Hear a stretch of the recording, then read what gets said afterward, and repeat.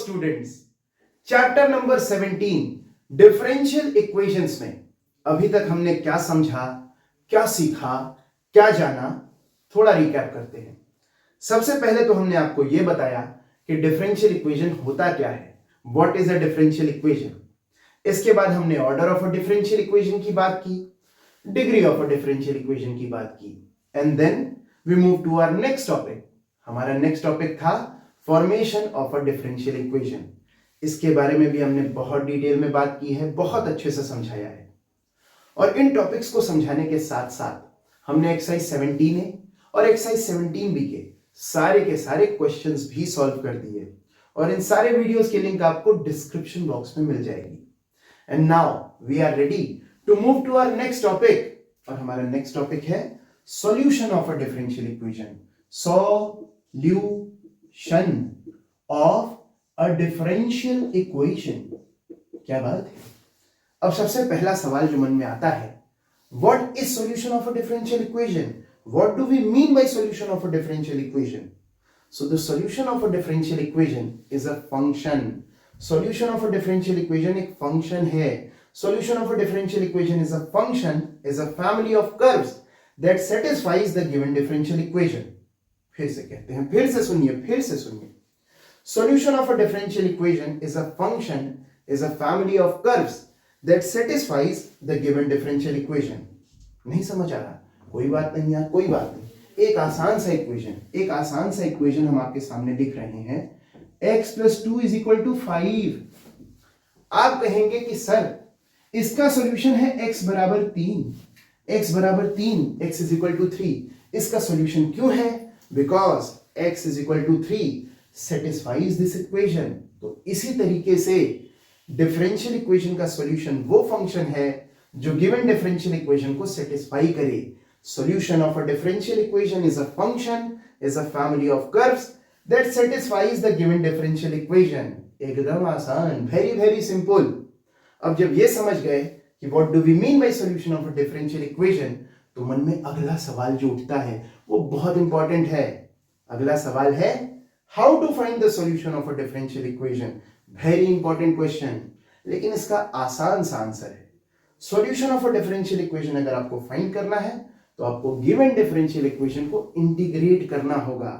Solution find करना है, given differential equation को इंटीग्रेट करिए। और इस बारे में थोड़ी सी बात हमने तब भी की थी जब हम फॉर्मेशन ऑफ डिफरेंशियल इक्वेशन आपको समझा रहे थे। हमने आपसे कहा था कि फॉर्मेशन यानी डिफरेंशिएशन, सॉल्यूशन यानी इंटीग्रेशन। तो जिसे इंटीग्रेशन करना आता है उसके लिए बहुत आसान है, बहुत ज्यादा आसान है। और जिसे इंटीग्रेशन करना नहीं आता, नो टेंशन नो प्रॉब्लम यार। हम किस लिए हैं? हमने इंटीग्रेशन के सारे चैप्टर्स, जितने भी चैप्टर्स आपकी बुक में इंटीग्रेशन के हैं, उन सारे चैप्टर्स के हर एक एक्सरसाइज के हर एक क्वेश्चन को बड़े मजे से, बहुत आराम से, बहुत अच्छे से, बहुत डिटेल में समझाते हुए सॉल्व किया है। और उन सारे वीडियोस की प्लेलिस्ट बना करके हमने डिस्क्रिप्शन बॉक्स में चिपका दी है। तो आप वहां जाइए और इंटीग्रेशन सीखिए। और इंटीग्रेशन आपको आ गया तो सॉल्यूशन डिफरेंशियल इक्वेशन का फाइंड करना वेरी वेरी सिंपल हो जाएगा। ठीक बात। तो हम समझ गए कि सॉल्यूशन फाइंड करना है डिफरेंशियल इक्वेशन का, तो डिफरेंशियल इक्वेशन को इंटीग्रेट करना है। अब एक बहुत इंपॉर्टेंट बात बता रहे हैं, बहुत इंपॉर्टेंट बात। आपको याद होगा कि गिवन इक्वेशन जो कि फैमिली ऑफ कर्व्स को रिप्रेजेंट कर रहा था, अगर उस इक्वेशन में n आर्बिट्रेरी कांस्टेंट्स थे, तो आप जो डिफरेंशियल इक्वेशन फॉर्म कर रहे थे उसका ऑर्डर n होता था। ठीक है ना? nth ऑर्डर डिफरेंशियल इक्वेशन आप फॉर्म कर रहे थे अगर आपके गिवन इक्वेशन में n आर्बिट्रेरी कांस्टेंट्स थे। इसी तरीके से अगर आपको nth order differential equation given है, इसका सॉल्यूशन जब आप फाइंड करेंगे तो उसमें n आर्बिट्रेरी कांस्टेंट्स होंगे। बहुत इंपॉर्टेंट बात है, ये इधर से इधर आ रहा था तो इधर से इधर वापस भी जा रहा है। n आर्बिट्रेरी कांस्टेंट्स वाले इक्वेशन को आप जब डिफरेंशिएट कर रहे थे डिफरेंशियल इक्वेशन बनाने के लिए, तो जो डिफरेंशियल इक्वेशन आ रहा था उसका ऑर्डर n था। इसी तरीके से अगर आप nth ऑर्डर डिफरेंशियल इक्वेशन को इंटीग्रेट करेंगे, nth ऑर्डर डिफरेंशियल इक्वेशन का सॉल्यूशन फाइंड करेंगे, तो उस सॉल्यूशन में n आर्बिट्रेरी कांस्टेंट्स आएंगे। ठीक है, तो ये सारी बातें आप समझ गए। अब एक सिंपल सा एग्जांपल, एक सिंपल सा क्वेश्चन हम सॉल्व करेंगे और उससे आपको कुछ और बातें समझ में आएंगी। चलिए करते हैं। सो हमने लिया है एक भोला सीधा मासूम सा differential equation y is equal to x into d y by d x, और इसे हम सॉल्व करेंगे। लेकिन सॉल्व करने से पहले एक और बहुत जरूरी बात है। देखो, हमारे सिलेबस में सिर्फ 3 स्टैंडर्ड फॉर्म्स डिफरेंशियल इक्वेशंस के गिवन है और हमें इन 3 फॉर्म्स को बिलोंग करने वाले डिफरेंशियल इक्वेशंस ही सॉल्व करने हैं, सिर्फ ये 3। और इनमें जो पहला फॉर्म है वो है वेरिएबल सेपरेबल फॉर्म। क्या है नाम? Variables separable. और ये जो अपनी एक्सरसाइज 17C है ना, अपनी एक्सरसाइज 17C के सारे डिफरेंशियल इक्वेशंस, इस एक्सरसाइज में जितने डिफरेंशियल इक्वेशंस गिवन है वो सब इसी फॉर्म को बिलोंग करते हैं। तो आज हम सीखेंगे कि वेरिएबल सेपरेबल फॉर्म को बिलोंग करने वाले डिफरेंशियल इक्वेशंस को कैसे सॉल्व करना है। आगे के जो 2 और स्टैंडर्ड फॉर्म्स हैं उनके बारे में और उनको सॉल्व करने की टेक्निक के बारे में हम आगे के वीडियोस में बात करेंगे। ठीक, तो देखो, इसका नाम है वेरिएबल सेपरेबल। यहां हम क्या करते हैं? नाम में ही सब कुछ है। यहां हम वेरिएबल्स को सेपरेट करते हैं। वेरिएबल्स को सेपरेट करने का मतलब क्या है? वेरिएबल्स को सेपरेट करने का सिंपल सा सीधा सा मतलब है कि आप x वाले सारे टर्म्स को dx के साथ लिखिए और y वाले सारे टर्म्स को dy के साथ लिखिए और उसके बाद आप करिए इंटीग्रेशन। बस इतना ही है। देखो, अभी इसे सॉल्व करेंगे ना तो आपको ये बात और अच्छे से समझ में आएगी। यहां है y is equal to x into d y by d x. इसे हम लिख सकते हैं dy by d x is equal to y by x. लिख सकते हैं ना? बिल्कुल लिख सकते हैं। और इसे हम ऐसे भी लिख सकते हैं dy by y is equal to d x by x. तो देखो, वेरिएबल सेपरेट हो गए और वेरिएबल सेपरेट करने के बाद हम क्या करेंगे? हम करेंगे इंटीग्रेशन। तो इंटीग्रेशन कर देते हैं दोनों साइड्स। यहां मिल जाएगा हमें log y और यहां क्या मिलेगा? यहां मिलेगा log x plus c, constant of integration. इसे कैसे भूल सकते हैं? इसे इधर ले आते हैं। ये हो गया log y minus log x is equal to c।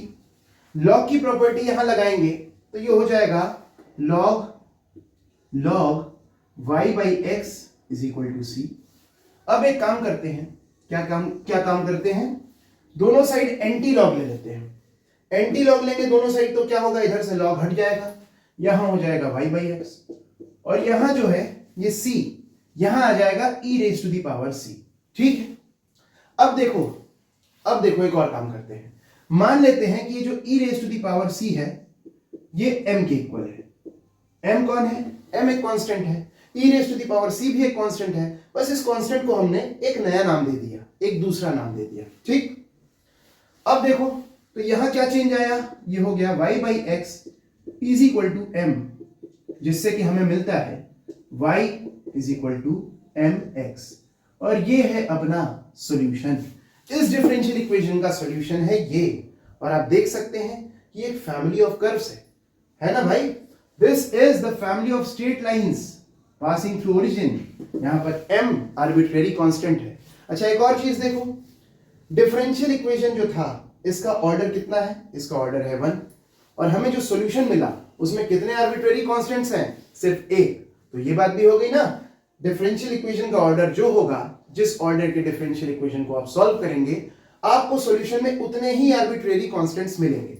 ठीक, सारी बातें एकदम क्लियर है। अब देखो, ये जो ऐसा सॉल्यूशन है जहां पर आर्बिट्रेरी कांस्टेंट प्रेजेंट है, उस सॉल्यूशन का एक स्पेशल नाम है। उस सॉल्यूशन को हम कहते हैं जनरल सॉल्यूशन। तो ये हो गया जनरल सॉल्यूशन। ऐसा सॉल्यूशन जहां पर आर्बिट्रेरी कांस्टेंट्स प्रेजेंट हो उसे हम कहते हैं जनरल सॉल्यूशन। एक और सॉल्यूशन होता है, अगर आपके देखो, मान लो आपके क्वेश्चन में कुछ और इंफॉर्मेशन गिवन है। जैसे मान लो गिवन है कि x is equal to 1 and y is equal to 2 और इसे हम यहां पुट करेंगे अगर, तो क्या होगा? हो जाएगा y यानी कि 2 बराबर m इंटू 1। यहां से m की वैल्यू आ जाएगी 2 और इस m की वैल्यू को इस इक्वेशन में अगर हम पुट कर दें तो हमें मिल जाएगा y is equal to 2x। Now this is a particular solution.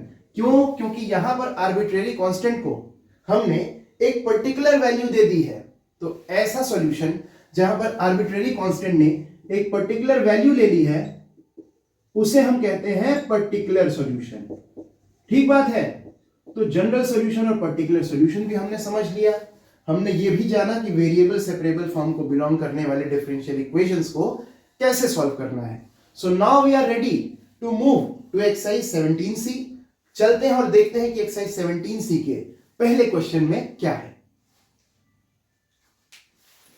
Exercise का पहला क्वेश्चन बहुत बहुत बहुत ज्यादा इजी है। dy by dx is equal to 5x plus 7, ये अपना डिफरेंशियल इक्वेशन है और इसे हमें सॉल्व करना है। कैसे सॉल्व करेंगे? वेरिएबल्स को करेंगे सेपरेट और फिर करेंगे इंटीग्रेट। क्या बात है, वेरिएबल्स को करेंगे सेपरेट और फिर करेंगे इंटीग्रेट। सारे y वाले टर्म्स dy के साथ, लेकिन y वाला तो कोई टर्म ही नहीं है, तो dy अकेला रह जाएगा। dy को इधर अकेला रहने दो, dx को ले आते हैं इधर, ये हो गया 5x plus 7 into dx। ठीक है, इसे हम लिख सकते हैं dy is equal to 5x dx plus 7 dx। ठीक है, now we will integrate both sides of this equation. क्या मिलेगा? Integral of dy is equal to 5 into integral of x dx। 5 देखो कांस्टेंट है तो उसे इंटीग्रल के बाहर लिख लिया, एकदम आसान। यहां 7 भी कांस्टेंट है, 7 है कांस्टेंट, इंटीग्रल के बाहर हो गया।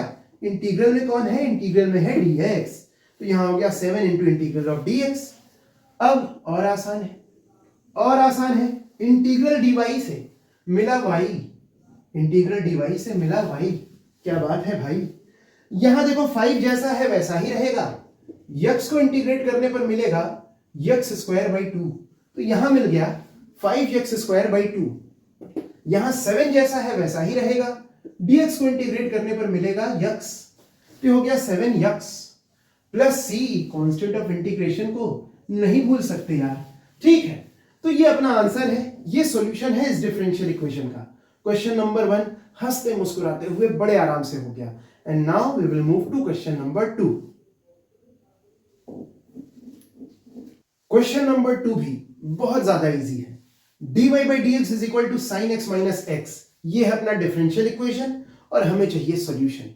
क्या करेंगे? वही करेंगे, वेरिएबल्स को करेंगे सेपरेट और फिर करेंगे इंटीग्रेट।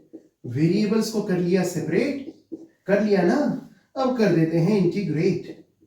ये हो गया sin x dx minus x dx। अब इंटीग्रेट कर दे, यहां हो गया integral of dy is equal to integral of sin x dx minus integral of x dx। Integral dy से मिल गया y। क्या बात है भाई, ठीक है। sin x को इंटीग्रेट करने पर मिलेगा माइनस cos x। ठीक, ये वाला माइनस लगा दिया हमने, ये वाला माइनस लगा दिया। x को इंटीग्रेट करेंगे तो मिलेगा x square by 2, x square by 2 plus c। ठीक है, यहां भी रुक सकते थे, लेकिन आपकी बुक में जो आंसर है उसमें कुछ और किया गया है, थोड़ा सा आगे बढ़ जाते हैं। तो एक काम करो, इस पूरे इक्वेशन में दोनों साइड्स 2 मल्टीप्लाई कर दो, तो यहां हो जाएगा 2y is equal to minus 2 cos x। यहां हो जाएगा minus x square plus 2c। ठीक है, इन दोनों टर्म्स को इधर ले आओ, ये हो जाएगा 2y plus 2 cos x plus x square is equal to, और इस 2c को हम c1 मान ले। भाई c कांस्टेंट था, ट्वाइस ऑफ c भी कांस्टेंट है, और इसको हमने मान लिया, इसका नाम कुछ और रख दिया, इसका नाम हम रख देते हैं c1 भी एक कांस्टेंट है। तो ये अपना सॉल्यूशन हो गया 2y plus 2 cos x plus x square is equal to c1। आप यहां भी रुक जाते तो किसी को बुरा नहीं लगता, पर आपकी बुक को बुरा लग सकता था, इसलिए हम यहां आकर रुके। आप यहां रुक जाएंगे तो भी टेंशन नहीं लेंगे ना, यहां पर भी सॉल्यूशन हो चुका है। ठीक, this would have been the answer, लेकिन आपकी बुक में 1-2 स्टेप आगे बढ़ने का मन था तो हम भी आगे बढ़ गए। अब हमारा आंसर बुक के आंसर से मैच कर रहा है। ठीक, क्वेश्चन नंबर 2 भी बड़े आराम से हो गया। अब चलते हैं क्वेश्चन नंबर 3 की तरफ। अब आसान तो क्वेश्चन नंबर 3 भी बहुत है, dy by d x is equal to x log x, ये अपना डिफरेंशियल इक्वेशन है और हमें चाहिए सॉल्यूशन। तो हम क्या करेंगे, हम वेरिएबल्स को करेंगे सेपरेट और फिर करेंगे इंटीग्रेट। अब करेंगे integrate, integral of dy is equal to integral of x log x d x. यहां इंटीग्रेशन बाई पार्ट्स यूज करेंगे, log x को फर्स्ट फंक्शन और x को सेकेंड फंक्शन मानेंगे। ये हो गया integral of dy is equal to, यहां देखो, first function into integral of second minus integral of differentiation of first into integral of second. ठीक है ना, एकदम ठीक, एकदम आसान। dy को इंटीग्रेट करेंगे मिलेगा y, dy को इंटीग्रेट किया मिला y, log x जैसा है वैसा ही रहेगा। x को इंटीग्रेट करके हमें मिलेगा x स्क्वायर बाई 2। ठीक बात, एकदम ठीक बात। माइनस यहां लगा दीजिए, यहां देखो इंटीग्रल साइन भी लगा दीजिए। और अब आइए अंदर, log x को डिफरेंशिएट कर रहे हैं, log x को डिफरेंशिएट करके मिला 1 बाई एक्स और x को इंटीग्रेट कर रहे हैं मिलेगा x स्क्वायर बाई 2। ठीक है, न्यूमरेटर में एक x कम कर सकते हैं, एकदम कर दिया, कांस्टेंट ऑफ इंटीग्रेशन भी लगा दिया। अब ये हो गया क्या, ये हो गया y is equal to x square by 2 log x minus 1 by 2 बाहर ले आइए, x dx है, इंटीग्रल ऑफ x dx मिलेगा क्या, मिलेगा x square by 2 plus c। यहां हो गया, तो ये है y, ये जो y है जैसा है वैसा ही रहेगा, x square by 2 log x, ये भी जैसा है वैसा ही रहेगा। यहां देखो, यहां हो जाएगा minus 1 by 4 x square plus c and this is our answer. Question number 3 भी बड़े आराम से हो गया। चलते हैं क्वेश्चन नंबर 4 की तरफ। क्वेश्चन नंबर 4 में we have dy by dx plus 2x is equal to e raise to the power 3x। तो पहले तो इस 2x को इधर ले चलते हैं, dy by dx is equal to e raise to the power 3x minus 2x। ये हो गया। अब dy को अकेला छोड़ दो इधर और dx को उधर ले चलते हैं, तो ये हो जाएगा e raise to the power 3x dx minus 2x dx। ठीक है, अब इंटीग्रेट करते हैं, integral of dy is equal to integral of e raise to the power 3x dx minus 2, देखो इंटीग्रल के बाहर लिख दो, एक कांस्टेंट है ना, तो यहां हो गया x dx। ठीक है, एकदम ठीक है।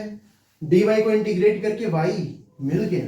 ठीक है, इक्वल टू साइन लगाइए, e raise to the power 3x dx को इंटीग्रेट करेंगे तो क्या मिलेगा, मिलेगा e raise to the power 3x by 3। किसको नहीं समझ में आया, किसको नहीं समझ में आया यार, इंटीग्रेशन नहीं आता सही से क्या।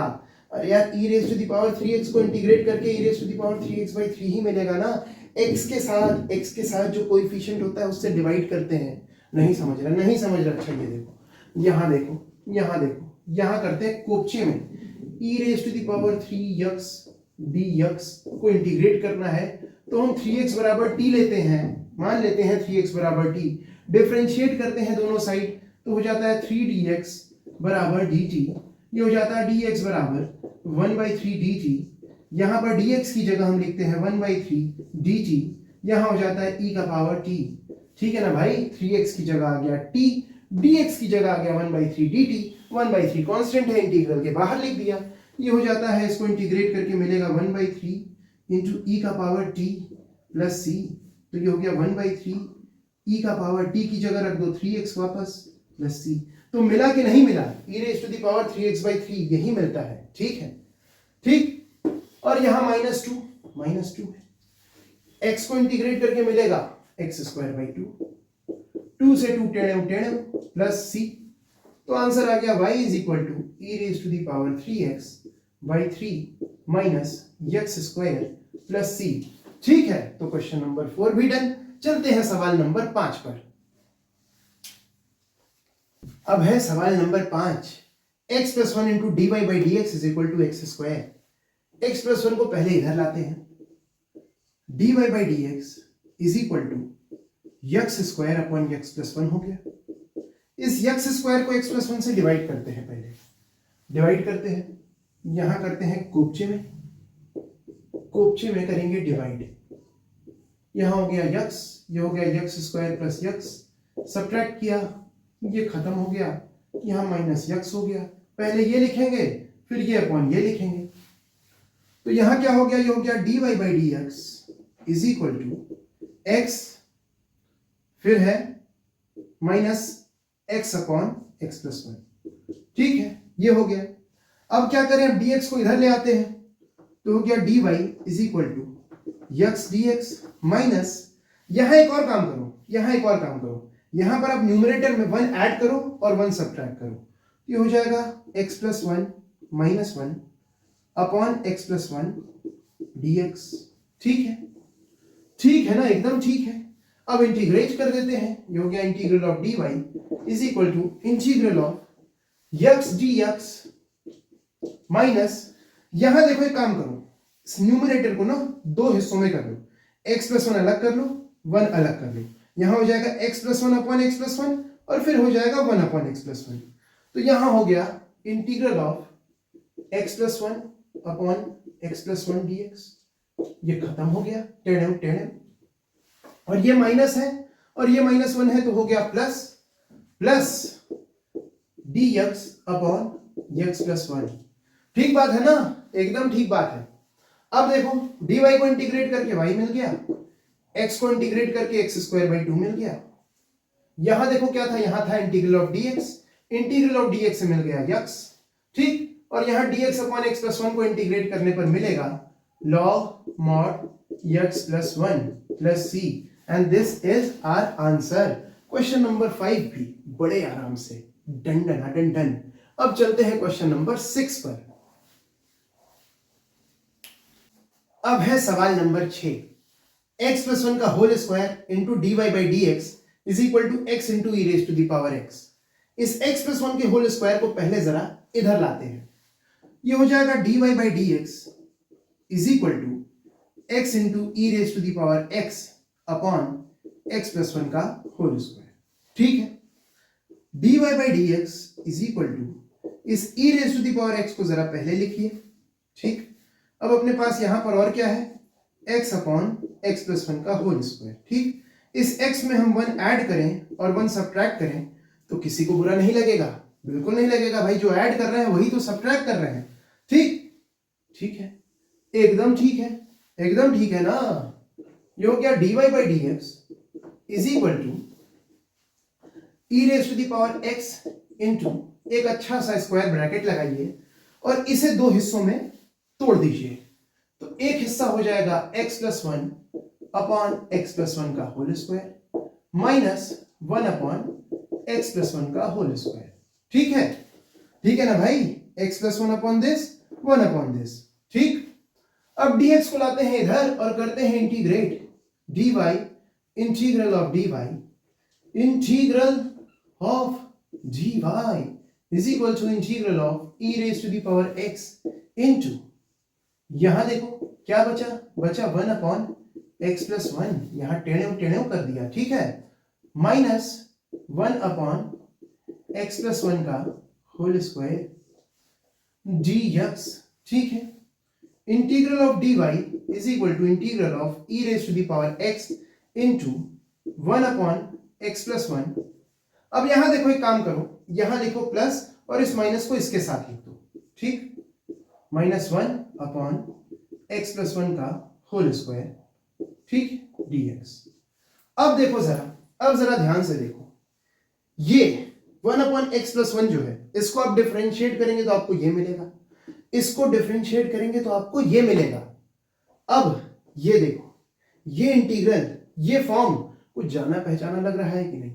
बिल्कुल लग रहा है। यहां देखो कोपचे में बताते हैं, कोपचे में आपने e raise to the power x into F x plus f dash x dx, ये वाला फॉर्म देखा है, और आप जानते हैं कि इसको इंटीग्रेट करने पर क्या मिलता है, इसको इंटीग्रेट करने पर मिलता है e raise to the power x into F x plus C.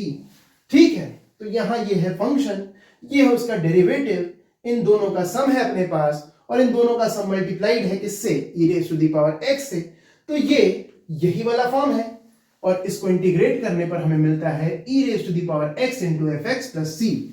तो ये हो गया, देखो इंटीग्रल ऑफ dy से मिल गया भाई, यहां मिल जाएगा e raise to the power x into 1 upon x plus 1 plus C. ठीक है ना, इसको इंटीग्रेट करने पर ये मिलेगा, ठीक है ना, क्योंकि ये है fx, ये है f डैश x, ये है e raise to the power x, और आप ये देखिए e raise to the power x into F x plus f dash x dx को इंटीग्रेट करने पर मिलता है e raise to the power x into F x. वैसे तो हम यही रुक सकते हैं, ठीक है, यही अपना आंसर हो सकता है, यही सॉल्यूशन है इस डिफरेंशियल इक्वेशन का, लेकिन आपकी बुक में जो आंसर है उसके लिए हमें एक कदम आगे जाना पड़ेगा। इस इक्वेशन के दोनों साइड आप x प्लस 1 से मल्टीप्लाई कर दीजिए, तो जो बुक का आंसर है वो आ जाएगा। यहां है x plus 1 into y is equal to e raise to the power x plus c into x plus 1। ठीक, तो अब जो आंसर बुक में है वो भी आ गया। तो यहां पर क्वेश्चन नंबर 6 कंप्लीट, और यहीं पर कंप्लीट होता है ये वीडियो। आगे के क्वेश्चंस हम करेंगे नेक्स्ट वीडियो में। तब तक के लिए आप सब खूब मन लगा के पढ़ाई करिए, अपना ख्याल रखिए, and I will see you in the next video.